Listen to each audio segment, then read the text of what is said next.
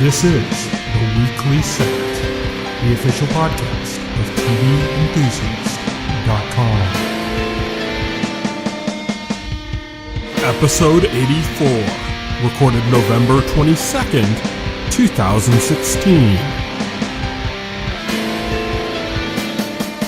Hello, everybody, and welcome to The Weekly Set, the official podcast of TVEnthusiast.com. I am your host and editor-in-chief of TV Enthusiast. My name is Tyson, and joining me today, as always, is our keeper of comics, Will. Hello. So today we're just going to be talking about Westworld and Black Mirror. This is Thanksgiving week. For those of you not in America, Thanksgiving is a big holiday here, lots of family kind of related stuff, so we're recording early.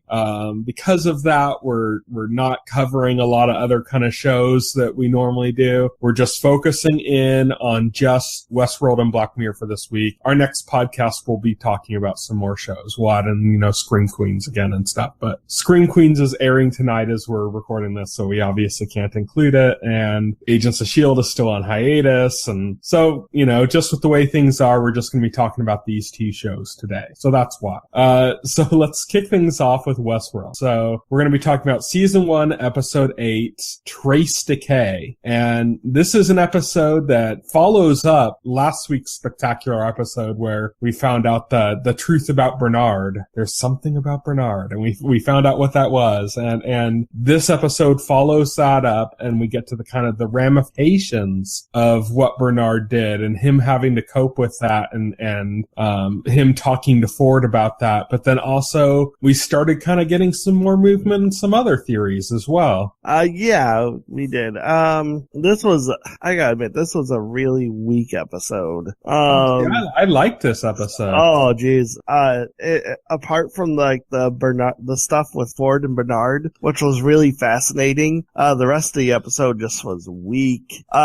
First of all, one of the major problems with the show right now is the whole Maeve storyline is kind of trite. It's just the Maeve stuff is so silly at this point. It's like... See, I think I like the Maeve stuff less in the last episode, but in this episode, I thought that scene was really cool where she was kind of reprogramming Host on the fly. See, it was cool, but how did nobody notice? Literally. Well, they did, because they noticed that there was something wrong with her. Not necessarily that she was reprogramming them, but she was reprogramming them in subtle enough way. She wasn't having them do really off-the-wall stuff. She had the sheriffs shoot each other, which is right away that's off script in a pretty blatant way. Yeah, but it was in the middle of a chaotic kind of event. It's an event. It's a chaotic. Well, you say it's in the middle of a chaotic event. It's an event that happens every day. That's heavily scripted. That they plan for heavily, and they know exactly how it's supposed to go down and what happens. And I don't think they're watching that closely because people interact with that stuff. Yeah, because people the non-host, the guests, interact with that stuff and cause problems and make it so it has to adjust. So I think in the chaos of the event, even though it's an event that's repeated over and over, they're just not paying that much attention because they're oh yeah, I guess a guest shot this person before he could shoot this other host or something. Right. And so they're just not paying close enough attention. Where they are paying attention is that Maeve isn't reacting to their calls. So they do notice that, and they're coming after her on that. So they are noticing what she's doing, just to a lesser extent. They're noticing something's wrong with her. Right. They're noticing something's wrong with her. There's again, the motivation for the butchers that are assisting her isn't really made clear, especially the one Asian guy. I guess his motivation for helping her isn't entirely clear, other than maybe fear or something. I think he makes more sense to me than the other one, because the other one, they're playing it off the fear for the other one, for Sylvester, that he's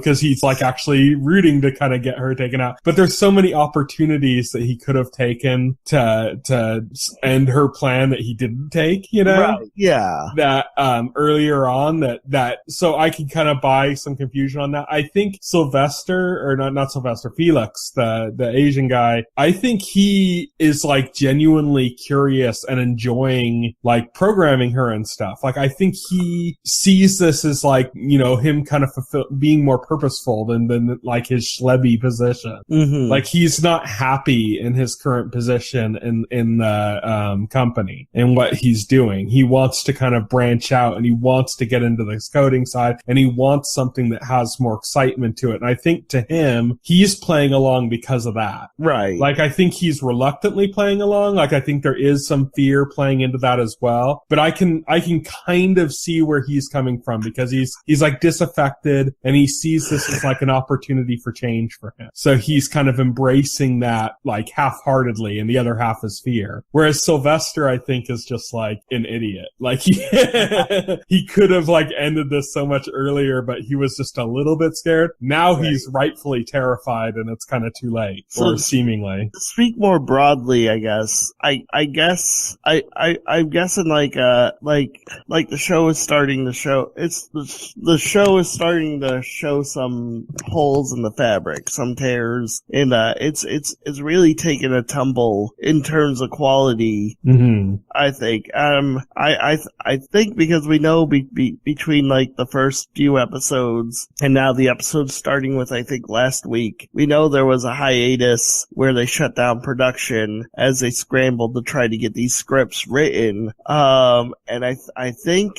it's really starting to show that they had to do it because I think at some point it really seems like they hit kind of like a narrative wall or something that they didn't quite know. They didn't quite know at some point how to follow through, how to go forward. I agree with you there, but I think that happened around episode 5. Maybe. And I think what they're doing now is like they're trying to get out of that. Yeah. I think what we're seeing now is their course correction. Yeah, we're seeing that. So I think there's still some issues with it, but I was like around episode 5 or so, that's when I was starting to go like, episode 5, episode 6. That's when I kind of started seeing some of the holes and what was happening. But like now, even though those are still here and sometimes more abundant, like the motivations thing you mentioned with, and Maeve's storyline, that's something I've seen other people complain about as well, just to give you, some backup on your, on your position there. I have seen other people saying the same thing you are. I think they're course correcting that. They couldn't just abandon where they were in that because that wouldn't make any sense at all. No, yeah, it wouldn't make any sense. So they have to course correct. So I think that's what we're getting now is the course correction. Here's what that situation, but we're getting it kind of in some way. It's like that whole scene was really cool, you know? Yeah, that whole scene was. Here's what I think it really, really interests me in the show right now, and that is the storyline with Ford, Ford's motivations, the stuff about Arnold, how that comes into play. That's fascinating. The Man in Black, the Man in Black's quest, what he's looking for. I think that's interesting. I'll tell you what I don't think is interesting at this juncture. I don't think Maeve's interesting. I don't think the stuff about Delos is interesting. I don't think the William storyline is interesting. So I really William and Dolores, or just William? Yeah, or William and Dolores.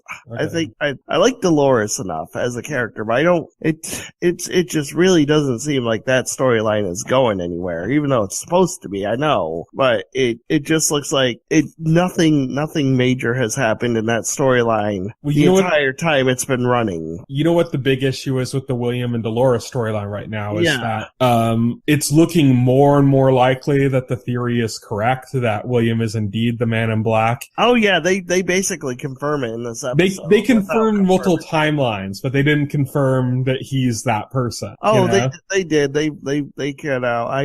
He mentioned the marriage, 30 years, that kind of stuff. So. I gave you the image. Yeah. The Man in Black, like the woman they blatantly show this woman when William first appears in the series. They blatantly show this woman who turns out to be a host. Yeah. Introducing him to Westworld. And now in this episode, you have the Man in Black stumbling upon the same host, and he very clearly remarks, "You're still here," or something like that. You know, I thought they would decommission you years ago, or something like that. Yeah, that's still vague though. And like they could still like turn their backs on that. Oh yeah, that's still vague. But the multiple timelines is proven. I just want to point out that that's still that's still vague. Yeah. But that scene only exists to call back to that. That scene only exists because to put that idea in your head or to reinforce it if that idea was already in your head. I agree, but like as I was saying that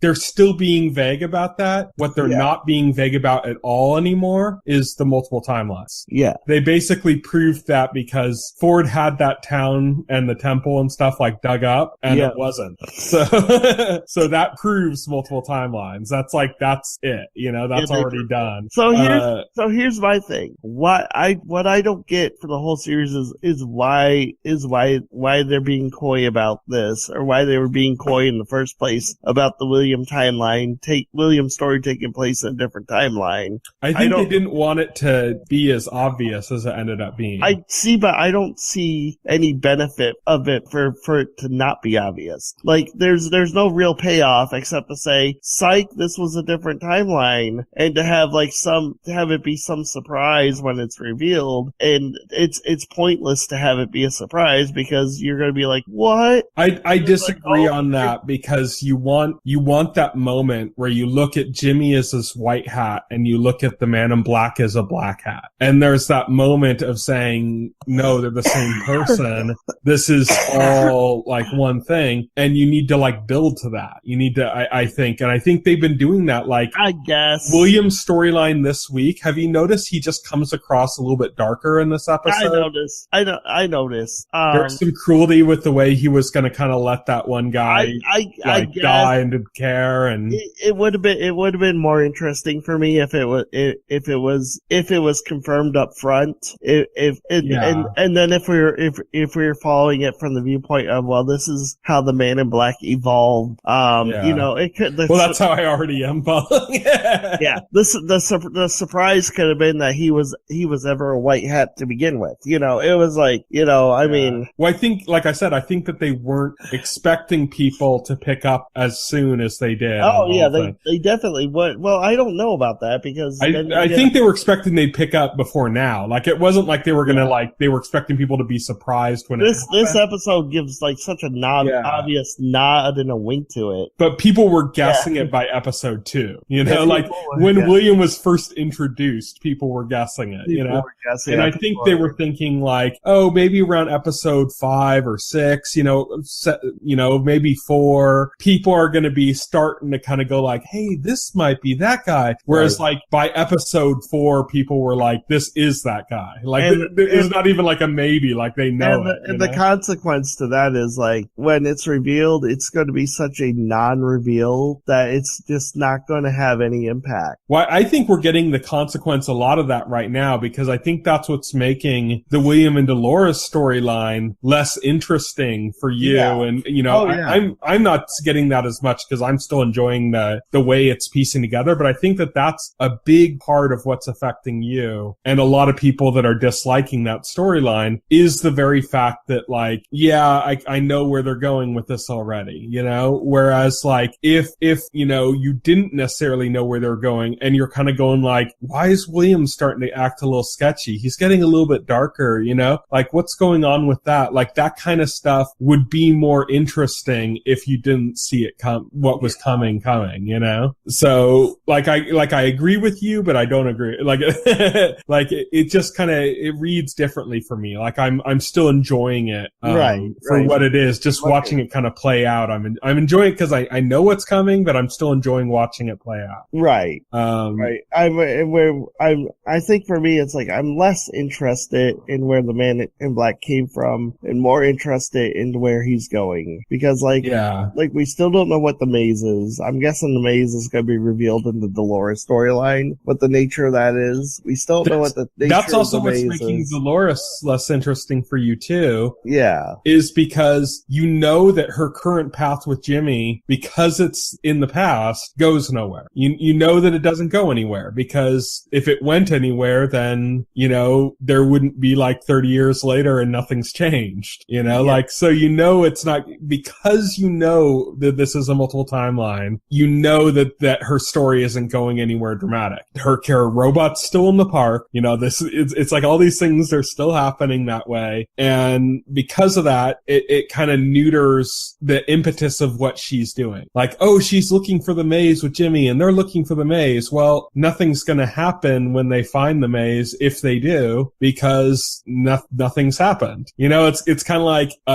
watching a plot line about like, is the world going to end in 1962? It's like, no, yeah, because we're in 2016 and the world didn't end. It's not interesting for me because obviously nothing happened. If the maze was found, nothing happened. Nothing happens at the end of William and Dolores' storyline. It's just a storyline that exists to explain the Man in Black and his storyline. So why do we have to be confused on that point? I don't get it. I don't want to. Yeah. You know, it doesn't make sense to obfuscate that because the payoff isn't big enough to the point where that's necessary.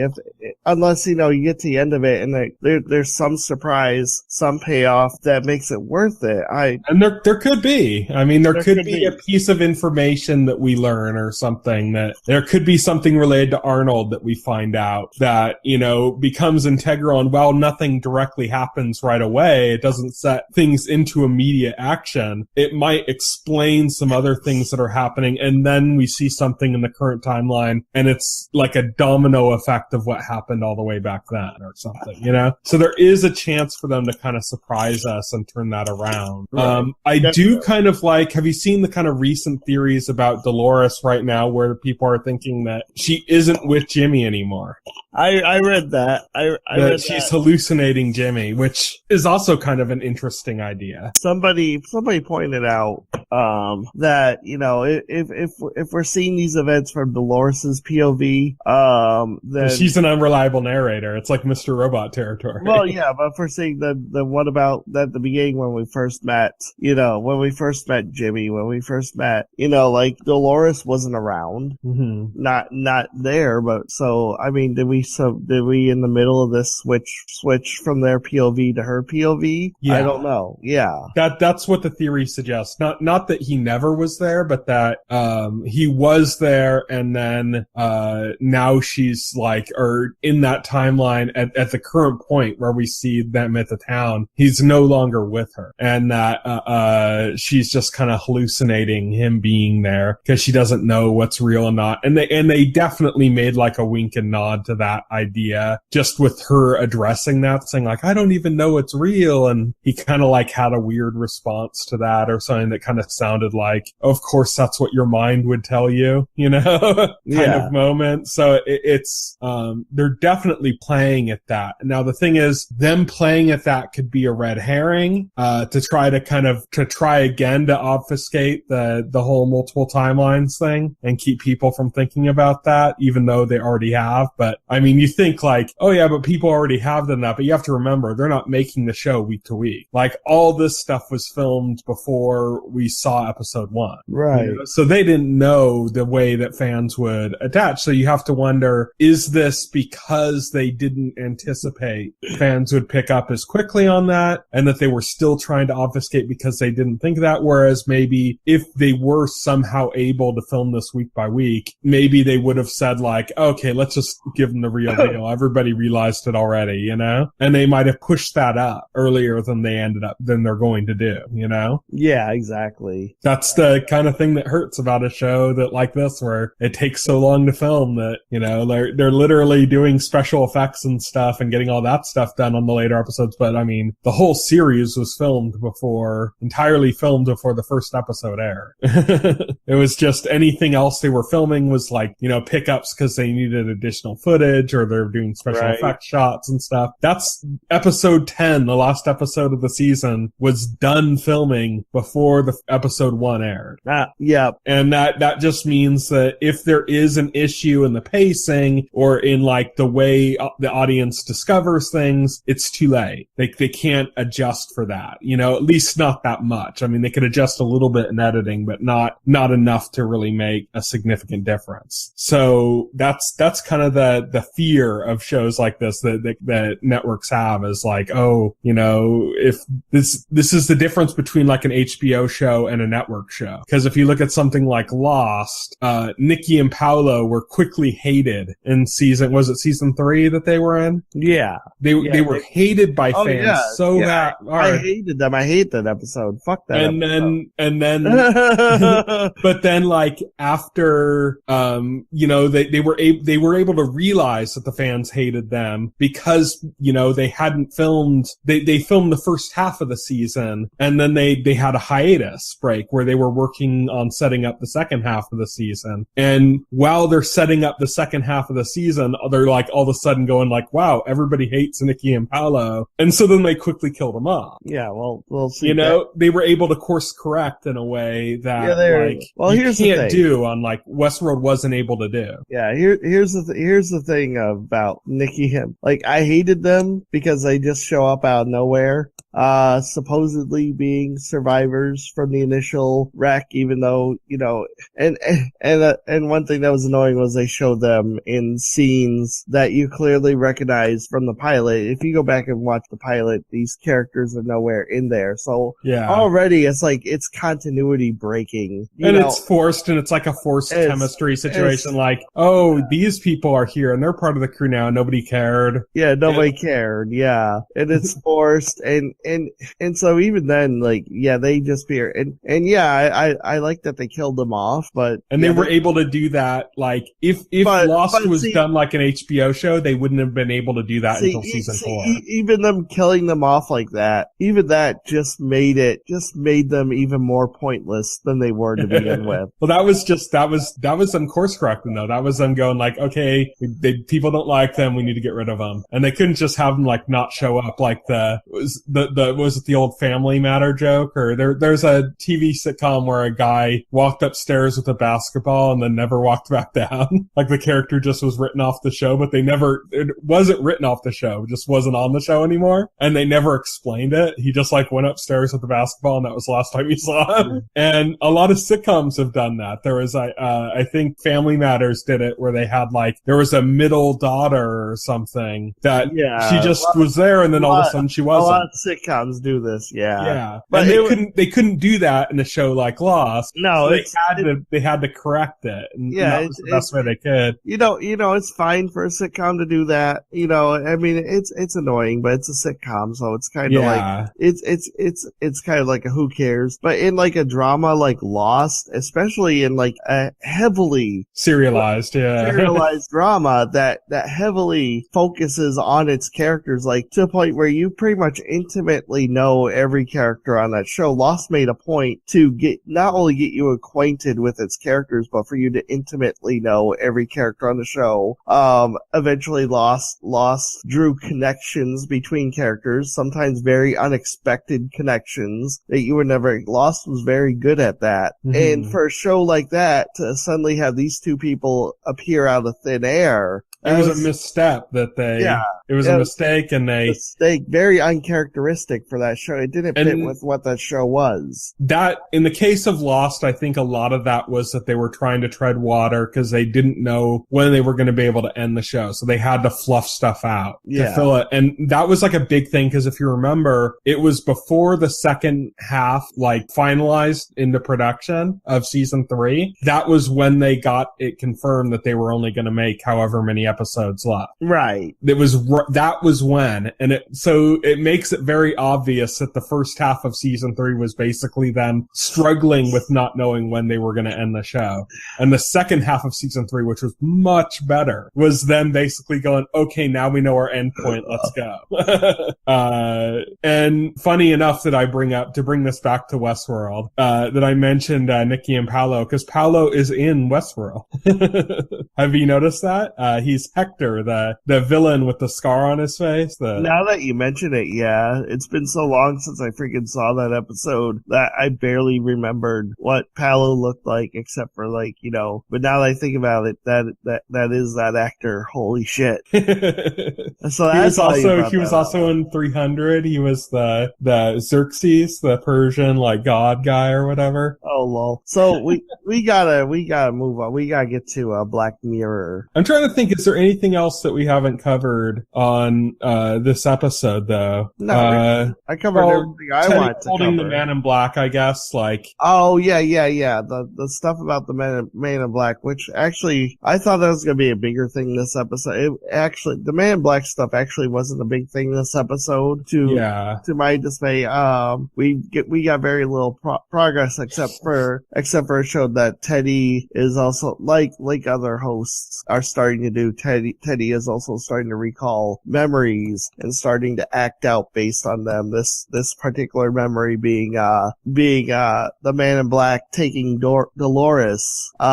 Teddy suddenly remembers that, and that leads Teddy to knock him out and tie him up, basically holding him hostage. Along with the woman they found, who is Angela, the woman that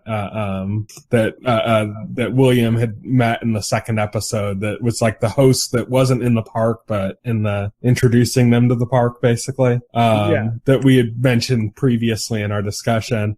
In that also we had the Man in Black talking about the scene that we'd seen throughout the series a few times, where Maeve was remembering her past storyline, and her like with this kid, and they were like ended up in this cabin, and you saw the door open and the Man in Black was there. And we found out what happened from that. The Man in Black basically said that his wife committed suicide. Yeah. And it was because she was afraid of him, because even though he never raised a hand or did anything bad in his like real life, like she could sense this darkness in him, and she was terrified of him. Or so he claims, he claimed that to be the version of events. And so he decided that he was going to do like the worst thing he could imagine doing, in the theme park, not in real life, and just like murder this woman and this child like mercilessly. Who turns out to be Maeve in like this kind of like contrived fashion, I guess. It makes sense. Nothing about it doesn't make sense, but it just happens to be Maeve in her previous life. Yeah, and it showed that Maeve also broke like protocol, I guess, or on the story at that moment, because she like wasn't able to respond because she had so much. She like didn't die. So we know right away that Maeve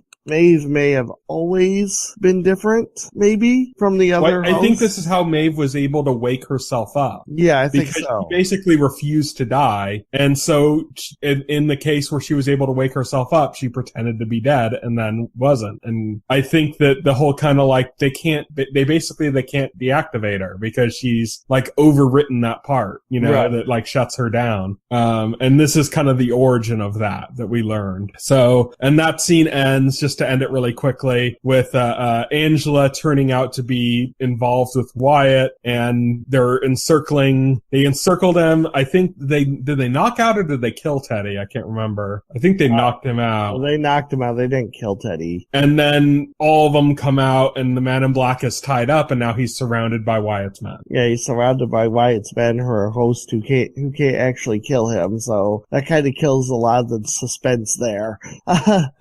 But there's theories going on now also about that the whole Wyatt storyline is Dr. Ford's way of trying to lure out Arnold, and that's why so much of the stuff happening with that storyline is connected to like the maze stuff that the Man in Black is doing, is intentional as a way of like interfering with Arnold's plans to kind of draw him out if Arnold is some personality still around in the park or something. So if that's the case, then this is where those points are going to collide. So I could see that happening in the next 2 episodes, because there's 2 episodes left in the season. Right, definitely. I still like it. I know you I still like it. I just think the quality is, I still like it. I'm still enjoying it, but the quality definitely, it's not living up to the promise of the pilot for sure. Oh, I agree there, definitely. I think the pilot was much better than what we're getting right now. Right. That just what they just did with like the flies and the pilot. pilot and just what they did with glitches. Even like details like that are no longer present in the show. The show has gotten a lot more sloppy with everything. Still good though. I just keep thinking back to Flies and how brilliant that was, and how such an attention to detail that was, and that attention to detail no longer exists in these episodes. Yeah.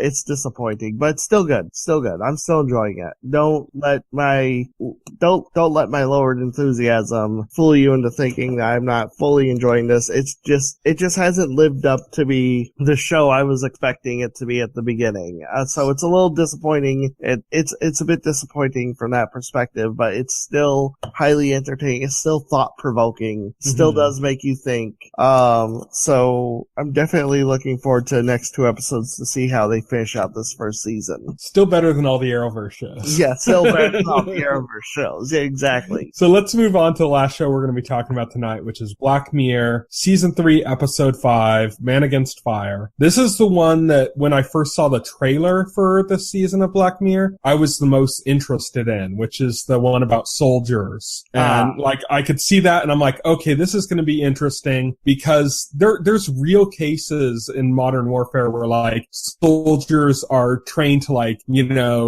snipe or shoot with heavy metal or something as like a way to desensitize them. Right. So I'm like, this is going to touch on some interesting premises of things that are really happening but touch on them in an interesting way. So I was really excited about it. Honestly, I felt a little bit let down with the execution of it. I still think I didn't think it was executed as well as it could have been. I agree with you there. I thought interesting premise. I like the premise. I don't think it was executed very well, because it got kind of hokey at the end, where it's like, it's hokey. It's funny because it's hokey because it presents this very black and white, moral and immoral. And it's funny because in a way it turns itself around on itself. Because when the episode starts, you got this very black and white soldiers versus monsters, kind of conceit, and it's like the monsters are monsters, the soldiers are the good guys. But this is the way it kind of turns the premise around on itself, in where you learn that the monsters aren't actually monsters, they're people, and that the government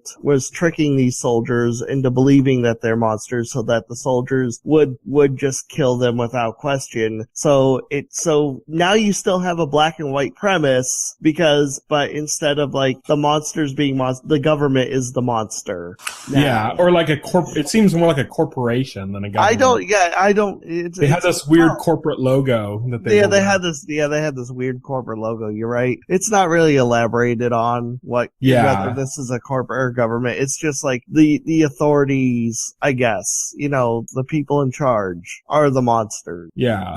It turns out. What were you going to say? Oh, I was going to say that, I think that this episode committed the cardinal sin of storytelling, which is, they always tell you whenever you learn about storytelling, writing an article, anything, of that nature, show, don't tell. Right. Basically, you need to show what's happening and not, don't go into this a really long exposition to explain everything. And this episode on at least 2 occasions had a long exposition. The back half of it is exposition, really. First with the girl, the girl that he thought was one of the roaches, as they call them, and her explain the situation, and then later on with the psychologist. Oh yeah. All the action in the episode, is killed dead in its tracks to just have a bunch of exposition thrown in our face to explain the concept, and then the episode ends. So it's literally the concept is explained, you're presented with this concept, and the first half of the episode is we're just rolling with this, and then at the end there's a giant exposition dump, and the episode ends. Yeah. It definitely falls into that show don't tell territory where they broke that rule, and that was to its detriment, and it became hard to get kind of the motivations across, because I think it would have been more interesting also if they, instead of making it so obvious that what this corporation is doing is just just so patently wrong, you know? If they'd made it a little bit more of a gray area. Yeah, if they made Like, you know, what they're doing is wrong, but there is like kind of a greater purpose to it, rather than this kind of like weird ethnic cleansing, like Nazi-esque. Yeah, because I mean, besides, you know, gypsies, homosexuals, and Jews in the Holocaust, the Nazis took anybody who had like deformities and stuff like that. They were killing them too, you know? Oh yeah. And that's basically what this is. It's that element of it. You take out the races and you basically say, oh, these people are genetically prone to sexual deviancy or like, you know, genetic disorders. So we're just going to kill them all. Yeah, the conceit was definitely ethnic cleansing, and I get what they were going for. They were like, you know, I get what they were going for. Like these soldiers were essentially tricked into going along with this ethnic cleansing program, or like this, I guess, genetic cleansing, not really ethnic, but genetic cleansing program by being made to believe that they were killing vampires or some shit. Like they looked like vampires at the beginning. So I mean that was definitely a twist when that was revealed, you know. And it had to be explained, which is the problem. It had to be. That's the problem. It had to be explained because when you first see it happen, you know, you don't know yourself what you're seeing. So he runs in and he sees the woman with the bat, and as a viewer, I wasn't drawing the connection that was the roach. I thought maybe that was, you know, like I was just as confused as the character was in that moment, and so that was definitely something that a character had to stop and explain to you, you know. And the problem was that they didn't do a good job of letting you in on that without explaining it. I think they could have done it more effectively because the conceit was like his mask was glitching out, right? So I think if they did that scene where he goes in there and he sees a roach with a bat, and then his mask starts glitching and she starts appearing human, and it starts switching between roach and human to a point where the mask stops working and suddenly she's human. I think that would have made more sense, and then you would have, as a viewer, you've been like, oh shit.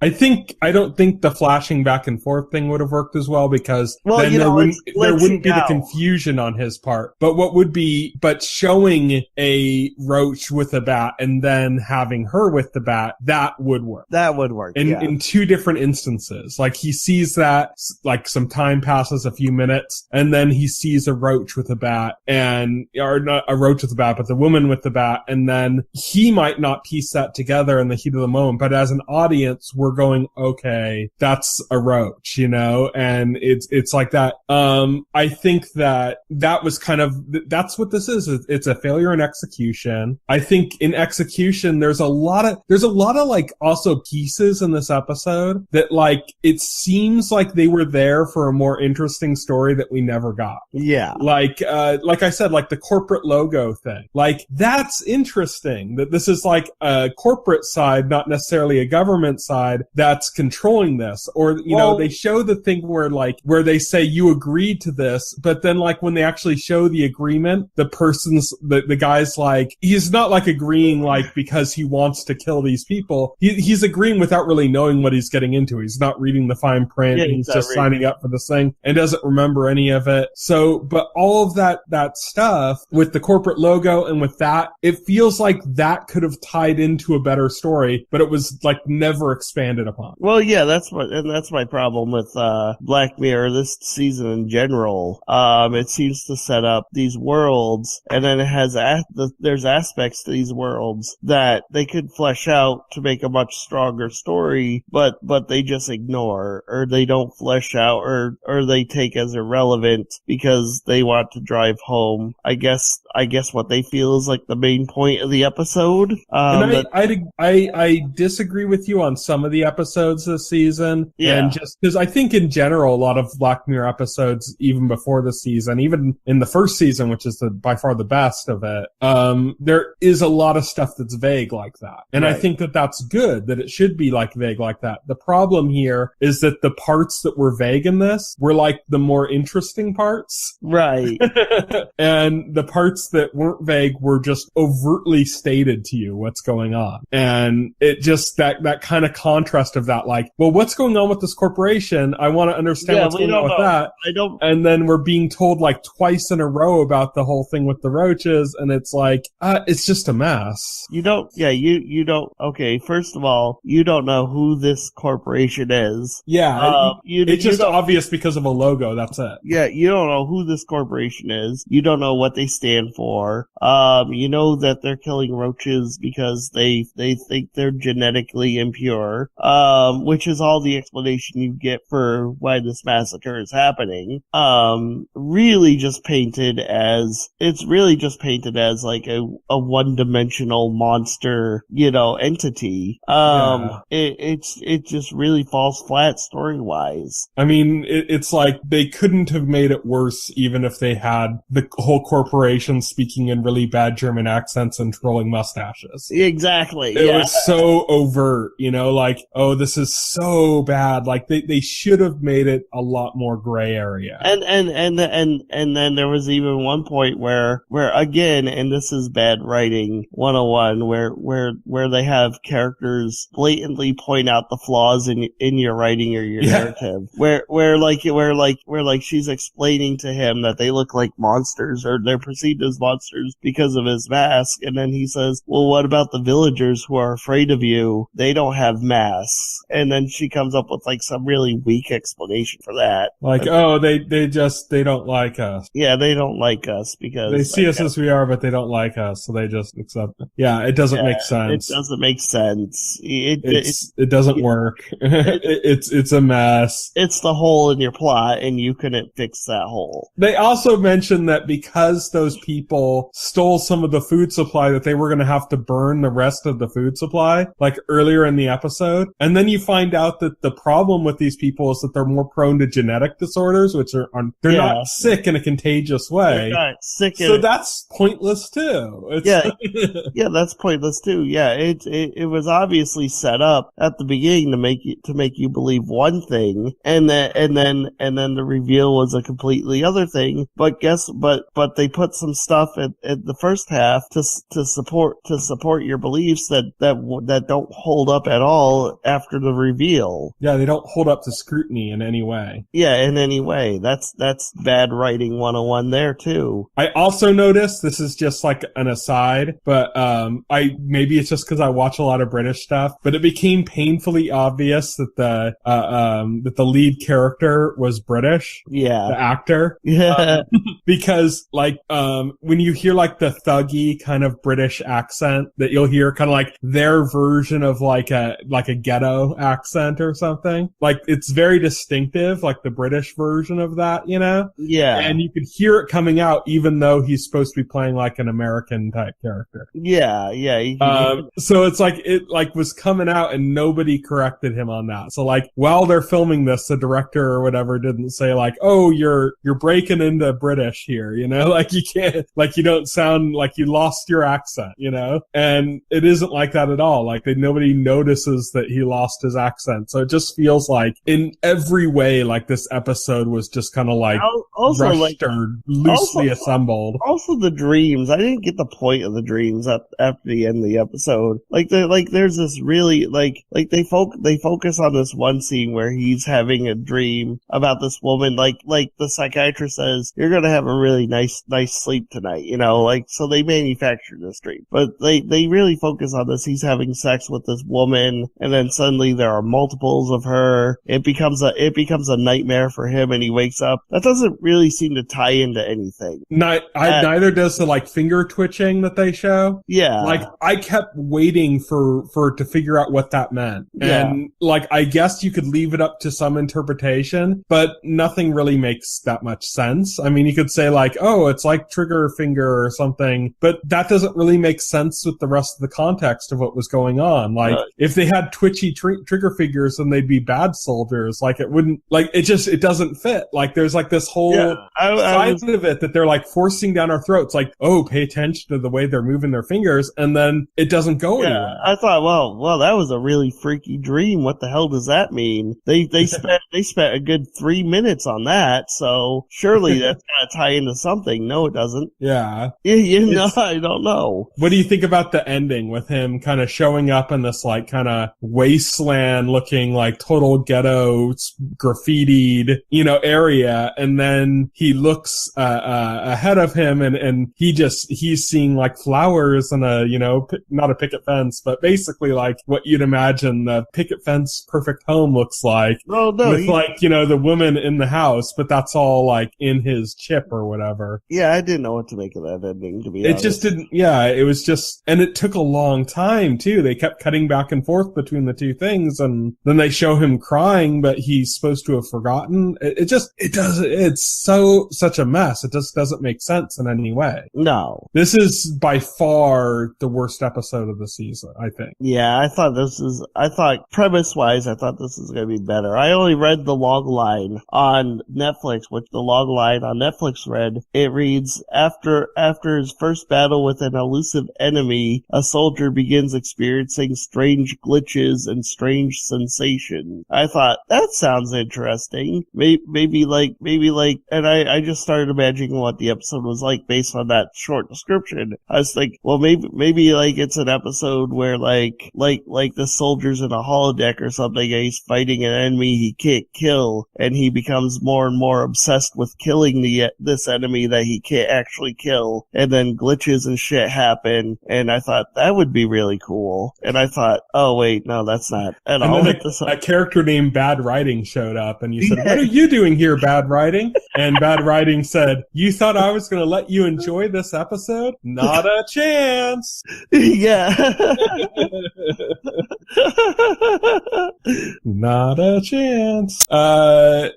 This was the worst, probably the worst episode of Black Mirror as a whole. I would have said before that the worst episode of Black Mirror as a whole was the Waldo Experiment, I think is what it was called. It was a season 2 episode. Yep, I watched that on the day of the election. That was especially horrifyingly prescient. At the time, like I said, at the time I saw that was way before the election. It was way before he was even running. So that kind of just felt like silly and cartoonish. Now looking back on it, it does look pretty prescient, Yeah. And interesting in that way. Whereas this is just bad execution in a way that I saw somebody on NeoGafe comment, I'd vote for Waldo over Trump. Yeah, I would too. But this, oh man, it's just, I don't think I've ever seen an episode of Black Mirror that's just really sloppy. Like, even if it didn't strike a chord with me, at least it was like a really well-made episode, Right, It just maybe didn't strike the right chord with me. This was just sloppy. Yeah, this was very sloppy. I came around thinking like this was supposed to have some brilliant message. I don't know. It was just a simple morality play. But it didn't even make sense. It didn't even make sense. Yeah, such a mess. But that brings us to the end of our discussion of Black Mirror Season 3, Episode 5, Man Against Fire. We have one more episode of this season of Black Mirror, which we'll discuss next week. Just as a heads up, Will, the next episode I think is an hour and a half long. Oh, geez, okay. Just so you have a heads up on the time on that. It's the longest one. But we'll be discussing that next week, as well as Westworld. We got 2 episodes of Westworld. We're coming up to the end of these discussions, so we're probably going to have to go back to doubling down on CW stuff again. In the meantime, I don't know. We could probably pick something else. Yeah. Is there a new season of Peaky Blinders yet? No. We could get something else to talk about to flesh it out a bit. We'll have Screen Queens though. Oh yeah, we still have Screen Queens. That's right. But come December, a lot of shows are going to start going on hiatus. Yeah. So that's just natural. So we're also going to do, I think at some point, maybe we'll do it after Westworld finishes. That'll be a good time to do it, where we'll talk about the winter preview, about about what's coming up in winter shows. That's December through February for our schedule. Winter is coming. Yeah. But unfortunately not Game of Thrones till summer. Not till summer, yeah. A little bit of a long wait there. So that's it. Yeah, so thank you everybody for listening. I am at Tyson Gifford on Twitter. Will is at Voxel Hero. You can check out our Facebook page and our YouTube channel, as well as our site, TVEnthusiast.com, where you can find links to our YouTube channel and Facebook page and all of that goodness. You can subscribe to this podcast through any major podcast client like iTunes or Pocket Cast. There's tons of them.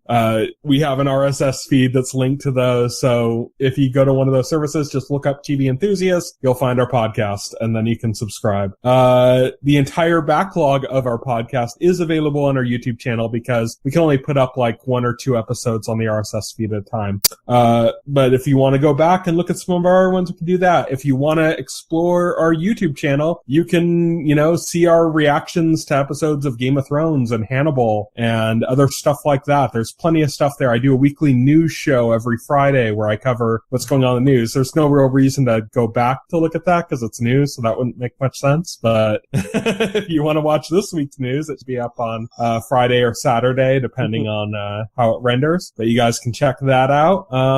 That's it. So thank you everybody for listening. Night. Good night. If you would like to voice your opinion, send an email to theweeklyset@TVEnthusiast.com. TV Enthusiast is a part of the Enthusiast Media Network. Stay tuned to TV Enthusiast and the Weekly Set podcast for more